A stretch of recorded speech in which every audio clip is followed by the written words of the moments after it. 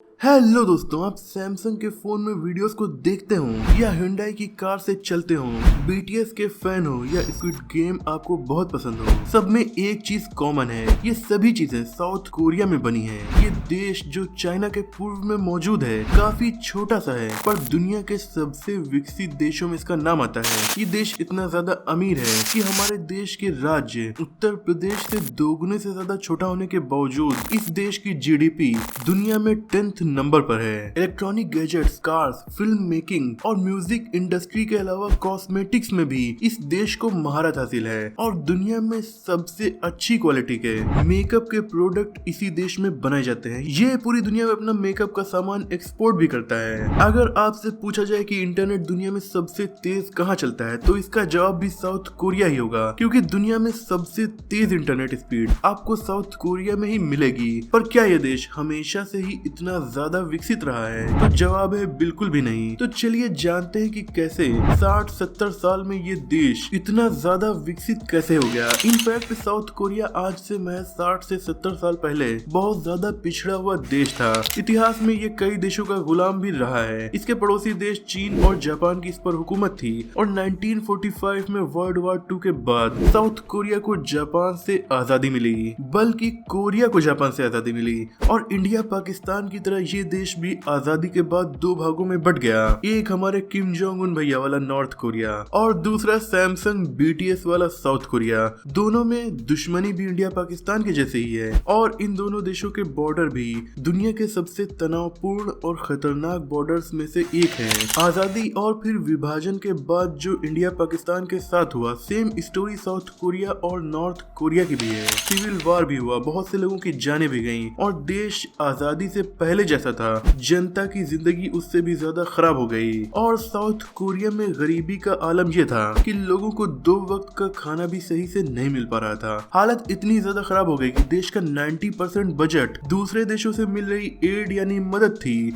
जिससे ये देश किसी तरह चल पा रहा था। कुछ वक्त के बाद यहाँ पर सख्त मिलिट्री शासन शुरू हुआ और फिर इस देश की जिंदगी बदलना स्टार्ट हो गई। मिरेकल ऑफ हान रिवर नाम से इस देश की प्रोग्रेस स्टार्ट हुई। इस देश की डेवलपमेंट में सबसे बड़ा रोड़ा बन रहा था यहाँ पर नेचुरल रिसोर्सेज का न होना। इसीलिए अमेरिका से मिल रही मदद और खेती की वजह से ही ये देश धीरे धीरे विकसित हो रहा था। 1960s के टाइम अफ्रीका के देश इथियोपिया, नॉर्थ कोरिया और फिलीपींस से भी ज्यादा ये देश गरीब था, लेकिन मिलिट्री शासन ने इस देश की प्रोग्रेस को बहुत तेज कर दिया। नेचुरल रिसोर्सेज भले यहाँ पर नहीं थे क्योंकि इसका एरिया काफी ज्यादा छोटा था, लेकिन 20 सालों के बाद ही ये देश काफी तेजी से दूसरे देशों से आगे निकल चुका था। गवर्नमेंट ने देश की डेवलपमेंट के लिए यहाँ के एजुकेशनल सिस्टम को बदल दिया और वोकेशनल ट्रेनिंग सिस्टम को इम्प्लीमेंट करना शुरू किया।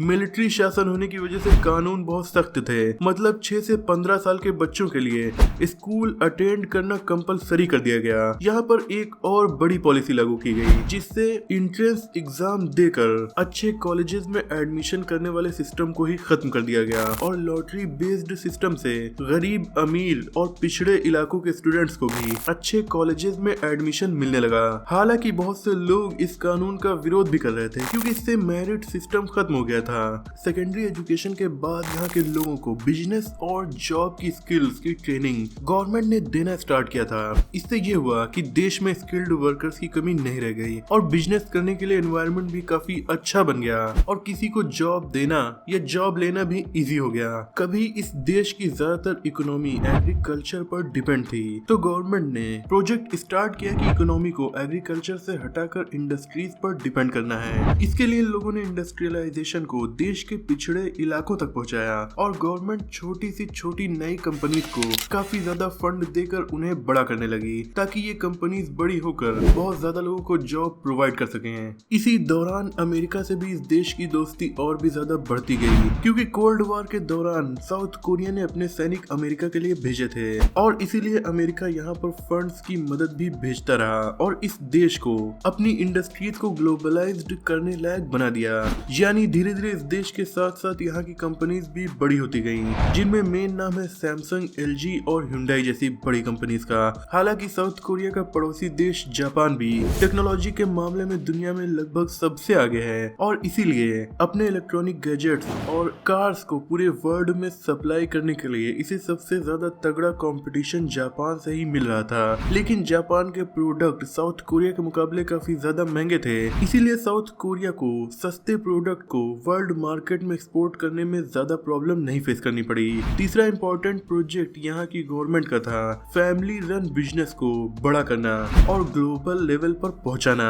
फैमिली रन बिजनेस को यहाँ पर चीबल्स कहा जाता है। इन्हें बढ़ाने के लिए साउथ कोरियन गवर्नमेंट काफी ज्यादा मदद कर रही थी और काफी ज्यादा फंड भी प्रोवाइड कर रही थी। नतीजा ये हुआ कि यहीं से सैमसंग, ह्युंडई और एलजी जैसी कंपनीज निकली और ये तीन कंपनी साउथ कोरिया की इकोनॉमी का 2/3 हिस्सा हैं और इन कंपनीज पर इस देश की जीडीपी बहुत ज्यादा डिपेंड भी है। और ये अच्छी बात होने के साथ साथ खराब बात भी है, क्योंकि अगर इन तीनों में से किसी भी कंपनी को कोई प्रॉब्लम आती है तो इसका सीधा असर पूरे साउथ कोरिया देश पर भी पड़ेगा, क्योंकि यहाँ के लाखों लोग इन कंपनीज में जॉब कर रहे हैं। हालांकि मैंने सैमसंग पर जो सेपरेट वीडियो बनाई है उसमें आपको बताया है कि ये कंपनीज बहुत ज्यादा बड़ी हैं। इनका काम केवल स्मार्टफोन को मैन्युफैक्चर करना नहीं है, बल्कि ये बहुत सारी अलग अलग इंडस्ट्रीज में काम कर रही हैं। इसीलिए इतनी बड़ी कंपनीज का एकदम से फेल होना काफी मुश्किल है। यहाँ की इकोनॉमी में एक और बड़ा योगदान के पॉप और के ड्रामा का भी है, क्योंकि साउथ कोरिया की म्यूजिक इंडस्ट्री और साउथ कोरिया की फिल्म इंडस्ट्री अब इतनी ज्यादा पॉपुलर हो चुकी है कि इंडिया में भी इनके लाखों करोड़ों फैंस मौजूद हैं। इवन नेटफ्लिक्स का